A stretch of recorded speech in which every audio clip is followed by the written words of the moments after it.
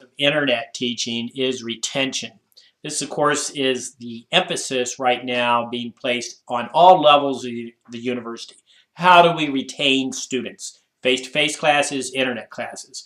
We hear this at the class level. We hear this at the department level. We hear it at the dean's level. The Division of Continuing Studies is very, very engaged in this issue with their mentoring program that I participated in last winter and last spring. The university level, we hear Vicky Carwine talking about it. We hear Mitch Daniels talking about it. At the governor's level, we hear Mike Pence talking about it. National level, the President of the United States talks about it. The media talks about it nonstop. The key is, how do we do this? How do we hold students in our classes? It's not enough to be a wonderful teacher, right?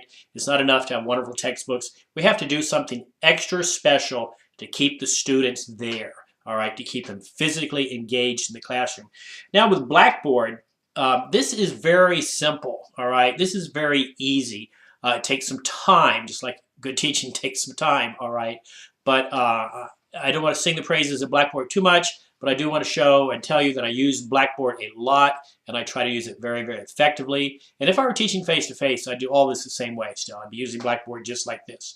But Blackboard now, the most recent upgrade, has a new retention center.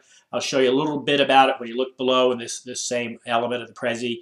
You'll see the way I use the Blackboard Retention Center. But what I've been doing, even before the Retention Center was there, ever since my mentoring last year at the hands of Dr. Michelle Druin, where we talked about retention and where we did specifically some things to my classes, such as simplifying them a little bit, fewer places to click, although I'm afraid there's still a lot. Fewer overall discussions and fewer overall requirements. We tried to do some simplification with the idea of retention. And my initial data, looking at my enrollees at the beginning of the class and then who I had at the end of the class, looks pretty good on that, okay? And particularly now, last year I sent email to every student I felt was falling behind. This year, this semester, spring semester, with the new retention center, it's very, very easy. You go to the retention center and you see right away which students have missed assignments. You can see which students are at the low end of the scale as far as participating in the classroom activities. And of course, you can see the last time they entered the class. And then, there's a little button you click and you email them directly. You click the button and up comes an email box, and it's going directly to their Gmail account for IPFW, which hopefully they read or they forward to their own other email, their own personal email, okay? But in there, you can type a personalized message. Say, hey, I'm missing you. Here's what you've been missing. Talk to me, please. So I've given you some examples right below this video, showing you how that works, and also showing you my own messages, and then showing you one or two of the responses I get from students. The responses I get are always, thank you for caring. And this goes directly with the research that I talked about in the earlier element of the Prezi from Dr. Druin, Alyssa Veterinarian, and Marcia Dixon, that students, particularly internet students, want contact. They want interactivity with the instructor. They don't want it to be overbearing, okay? As I said earlier, they don't need a lot of social engagement, that kind of thing, but they need the contact. They need the contact more than a face-to-face student does.